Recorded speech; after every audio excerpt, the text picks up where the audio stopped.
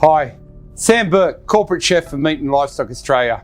I'm here to show you creative ways of cooking Australian red meat over fire. Why? Because it's liberating. It brings theatre, it brings flavour, and it brings romance to the dish. Today's dish, goat paella.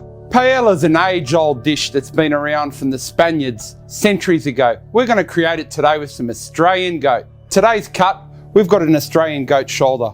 We're going to put that on a mirepoix of celery, carrot and onion. We're scoring the goat so it doesn't contract in the roasting process and we can maximise and penetrate all the flavours into the cut. So with this goat leg, we've put salt, cracked black pepper, preserved lemon and herbs into the crevices of the goat leg. Goat onto the mirepoix. Stock.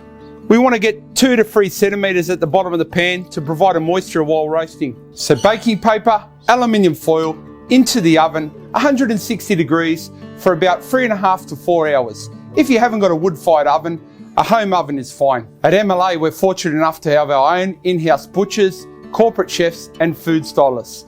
One of my right-hand inspirations is my partner in crime, Julie Ballard. Julie's going to help me today to create the best Australian goat paella you'll ever see. And now our paella ingredients.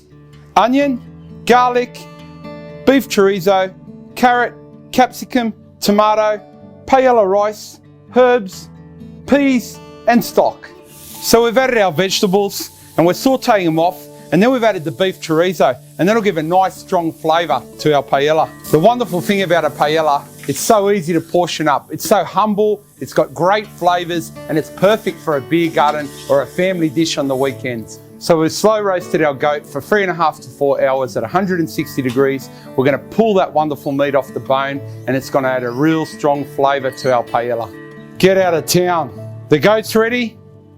We're just going to pull these bones right out, and we've got wonderful meat for our goat paella. Pro tip, saffron in the stock. Julie's going to finish it off with some tomatoes, peas, herbs, and lastly, our goat. Wow, that's great. You'll do a goat farmer proud there. Join us next time in the backyard for more red meat over fire. Give goat a go.